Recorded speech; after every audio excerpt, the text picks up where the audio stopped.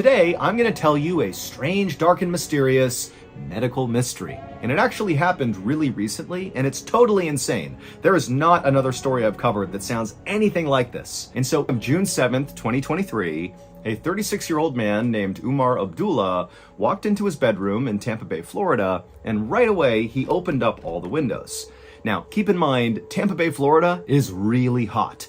And so by doing this, he was letting in all this really hot air, but Umar did not care. He just wanted whatever was inside of his apartment out. Umar, along with his wife Samira and their 10-month-old daughter, had just gotten back to their apartment after a trip to Ohio, and the second they walked inside, they had smelled this weird smell. And it was something they had never smelled before. This was not like rotten food or anything like that. This was like a chemical smell. But even that wasn't a good description. It was like a cross between chemicals and maybe paint. And so at first, Umar and Samira just walked around their apartment, predominantly in the kitchen, looking for things that could be leaking, in the fridge or in cupboards or whatever, but they couldn't find anything that seemed like it could be the cause of the smell. And it was around this point, when they were totally stumped, that Umar and Samira remembered that their apartment building was extremely well taken care of. Like, repairs were done immediately and all the time in every single unit, and the fact that they had been away in Ohio had been known to their apartment manager. And so they thought, maybe while they were gone, maybe somebody had come in here and maybe touched up some paint or made some repairs or something, even though it seemed a bit weird that they hadn't been informed beforehand that, painting or repairs were going to take place in their apartment. But ultimately, that's what they chalked it up to. And so it was at this point that Umar and Samira walked all around the apartment, opening up all the windows, and Samira also lit a candle as well. And pretty soon that weird smell disappeared, and both the parents just kind of forgot about it. And so Umar grabbed all their luggage from their trip and began unpacking it into the drawers and putting toiletries away. And at the same time, Samira put their baby in a high chair in the kitchen, and then Samira began preparing dinner. And a few minutes later, as Umar was still putting things away, he heard Samira calling from the kitchen to, "Hey, come out here for a second." And so Umar stopped what he was doing, he went into the kitchen, and he looked at Samira, and she was looking very concerned down at their daughter. And their daughter was in her high chair, and her dinner was right in front of her, but she wasn't eating. And their daughter seemed really fussy. And normally, their daughter was such a get-along kid who never fussed, who always ate her food, and so this seemed really out of character. And so both parents kind of stared at the daughter for a second, and then Umar was like, "You know what? All the windows are still open, and it's getting pretty hot in here. Maybe the baby's just fussy about the heat." And so Samira agreed that could totally be it, and so the parents went around the apartment, closing down all the windows, allowing the air conditioning to kick back on and cool the apartment down. But about an hour later, after the apartment had cooled back down, the baby was still very fussy. And at this point, Umar and Samira were trying to put the baby to bed, and they were really struggling with that. And also, in addition to the baby obviously not feeling very well, Umar and Samira both began to complain that they had headaches. And so at this point, the parents assumed that, all of this, the baby's behavior and now our headaches must be tied to just the travel we just went through, and we just need a day to recover here. And so they kind of rushed their baby through her bedtime routine and eventually got her down. And then Umar and Samira took some ibuprofen to help with their headaches, and then they too climbed in bed and drifted off to sleep, hoping that when they woke up, everybody would feel better again. But the next morning, nobody was better. In fact, everybody was doing worse. Umar's headache had now gotten much stronger, and Samira, she still had a headache, but also was very lethargic, and the baby was still very fussy. And over the next few days, their symptoms continued to get worse and worse. Umar's headache went from really bad to pretty much blinding, like he couldn't do anything else but think about his headache. And Samira basically had to lay down all day. It was like no matter how much she slept, she had zero energy, and their poor baby just continued to cry and fuss all the time, and even began to vomit. And so it seemed pretty obvious by this point, after a few days, that the three of them must have caught some sort of bug while they were traveling, that this was not just jet lag, that they actually had some sort of illness. But the parents were convinced that, they could just kind of rough it out, and eventually, after a couple of days, they would get better. But on the morning of June 14th, so this is now a week after coming back home from their trip, not only were all their symptoms still really bad, but on this particular morning, things took a dark turn.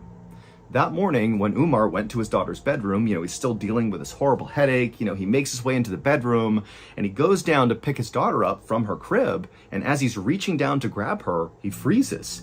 because on the bed, on the pillow right behind the baby, is all the baby's hair. The baby had clearly lost huge chunks of her hair. And so Umar at this point forgot about his headache and yelled for Samira, and even though she's super lethargic, she could tell this is an emergency, so she got up and made her way into the bedroom, and she looked down too and saw all the hair, and she reached down and scooped the baby up, and she turned the baby over, and sure enough, there was a huge bald spot on the back of their baby's head. But Umar and Samira, they said to each other right away that, wait a minute, I know this is scary, but it is actually a thing that newborn babies sometimes do lose their hair. But when they went online and looked at the age range of when that's kind of a common thing to happen, it was pretty obvious that their baby, being 10 months old, was a little bit too old for losing her hair to be considered a normal thing. And so Umar and Samira sat there and continued Googling, what could this be? My 10-month-old baby is losing her hair. And there were lots of explanations ranging from, ringworm to some severe infection to some rare genetic disorder. And all of it was kind of terrifying. And also none of it really lined up with what they were seeing with their daughter. And so the parents were like, you know what? Clearly, we don't know what this is. We've all been sick for a week. We have to bring our baby to the doctor. And so as Samira got on the phone and called the baby's doctor, Umar hopped in the shower to get ready to go to the doctor. And as soon as he began shampooing his hair, he noticed clumps of his hair were falling out. And so all of a sudden it dawned on him that whatever's going on with his baby is going on with him, and very likely going on with his wife too. And it was at this point too that Umar remembered that strange smell when they first walked into their apartment after coming back from their trip.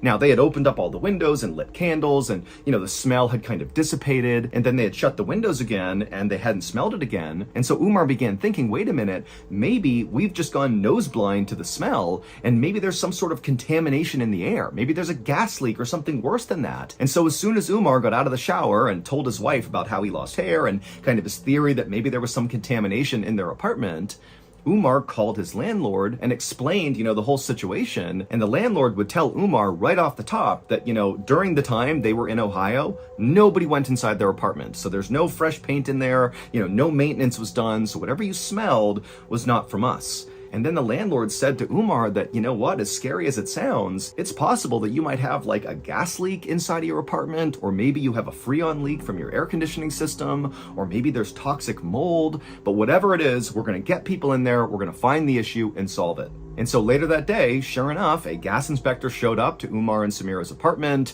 and they checked the entire place, and they could not find any trace of a gas leak. They checked everywhere. There was no leak, but they did tell Umar and Samira that yes, we can smell a faint trace of some chemical smell, but we don't think it's gas. And then after the gas inspector left, the landlord went out and found a mold inspector who came into Umar and Samira's apartment. They looked everywhere and could not find any mold. Then the landlord brought in a plumber to check the hot water heater, but no issues with that. Then the landlord brought an HVAC company in, and they checked the air conditioning units, and there was no leak. And so finally, after the landlord had kind of run out of ideas for who to bring over to check the apartment, because again, by this point, nobody had found anything wrong with the apartment, Umar just said, you know what? I'm going to call the fire department. And so Umar, he calls the fire department, and the fire department, they send over their hazardous materials team or their hazmat team. And so they go into the apartment and they look everywhere, and there is nothing. They could not find any source that was causing the smell at all. It seemed very much like their apartment was totally safe and fine. But by this point, it's now been 2 weeks since Umar, Samira, and their baby had come back from that trip, and they still felt totally horrible. Umar still had his headaches, he was still losing his hair, Samira had begun losing her hair as well, she still had her headaches, she still felt lethargic, and their baby was still losing her hair, and she still was fussy and miserable. And all three of them now had developed this weird shortness of breath, where they'd just be walking through the apartment, and suddenly it was like they couldn't even breathe. And so now they've had all these people who can't find anything wrong with their apartment. They'd gone to their doctors, and the doctors had no idea what was wrong with them.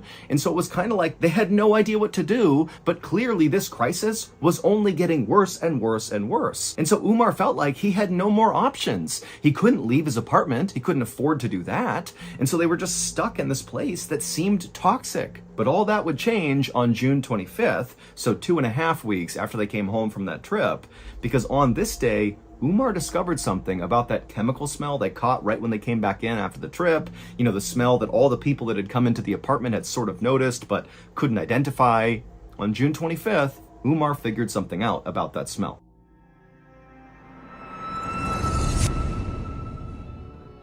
If you don't know this, late last year, we launched a brand new, strange, dark, and mysterious show called Mr. Ballen's Medical Mysteries. And so far, people love it. It is a free weekly show where each week we explore a new baffling mystery originating from the one place we all can't escape, our own bodies. Topics discussed on the show range from obscure diseases and freak occurrences to totally weird medical mishaps that sometimes result in big, amazing discoveries and other times result in just unimaginable suffering and death. So, if you're a fan of the strange, dark, and mysterious, then you really ought to give Mr. Ballen's Medical Mysteries a try. To start listening, go look up and follow Mr. Ballen's Medical Mysteries on any podcast platform, and boom, you're in. You got yourself a new weekly show. But if you're super impatient, like I am, and you can't wait a whole week to get a new episode, well, with your Prime membership, you can listen to an entire batch of 8 episodes at once, because we release them 8 at a time on Amazon Music. Also, on Amazon Music, there are no ads. And if all this was not enough to sell you on maybe giving the show a try, well, then stick around at the end of this video, and I'll play you a sneak peek from our newest episode of Mr. Ballen's Medical Mysteries.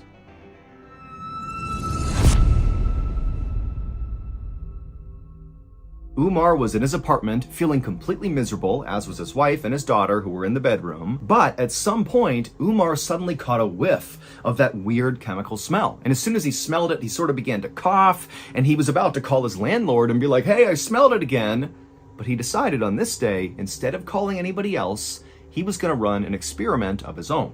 And so instead of trying to get away from the smell, Umar began smelling in the air as deep as he could to try to kind of figure out where the smell was coming from. And so he began walking around his apartment, sniffing the air, kind of tracing the smell, and slowly but surely he began kind of following the smell through his kitchen, down the hallway, all the way to his front door. And when he got to his front door, he smelled in again, and he could tell the smell was the strongest right now. And so feeling a sudden jolt of adrenaline, he grabbed the door, flung it open, half expecting to see like a chemical cloud floating in the air in the hallway.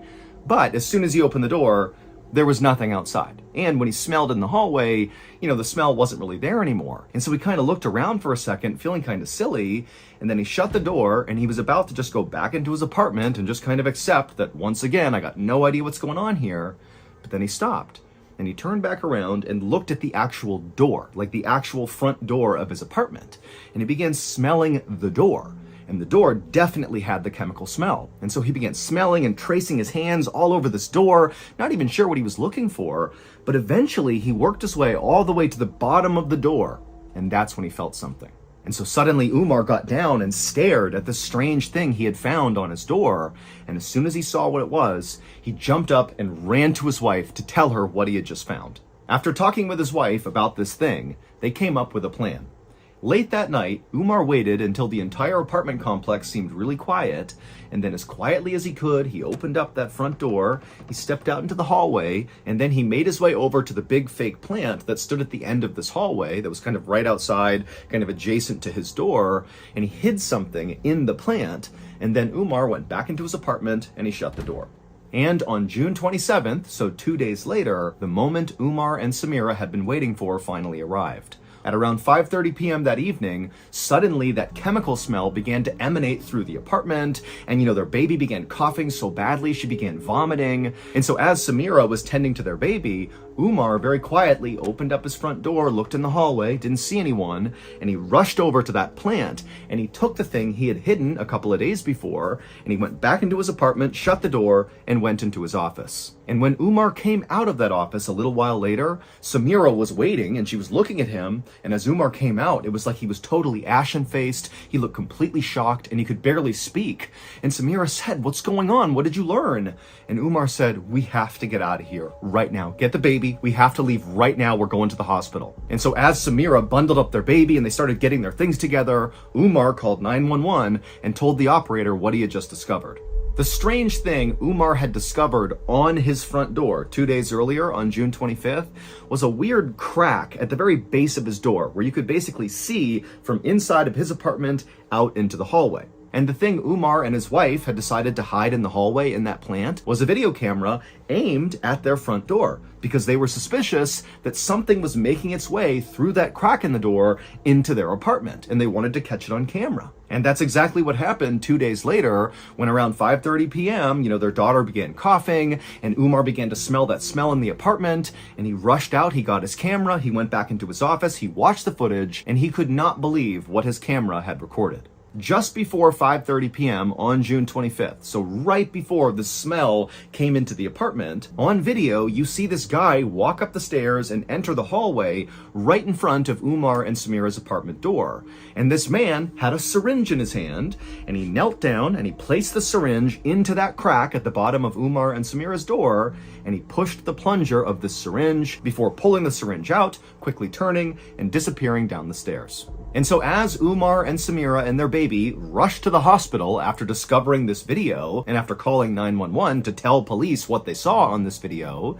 the police rushed to Umar and Samira's apartment complex. Not to go to Umar and Samira's apartment though, instead to go to the apartment right below Umar and Samira. The man who rented that apartment right below them was a 36-year-old named Zuming Lee. He was a married father of two who was working on his PhD in chemistry from the University of South Florida. And Umar and Samira thought of him as being a really nice guy. He was very quiet, he kept to himself. He even gave them a gift after their daughter was born. But on this evening, when the police arrived at Zuming's apartment and knocked on the door, when Zuming opened it up, he was immediately arrested. It would turn out, despite Zuming giving Umar and Samira that gift after their baby was born, well, that was the end of him liking Umar and Samira. Because as soon as they came home with their baby, Zuming became obsessed with how noisy their baby was. Even if their baby was barely being loud, it completely consumed Zuming's mind. It was like he was obsessed with listening for this baby.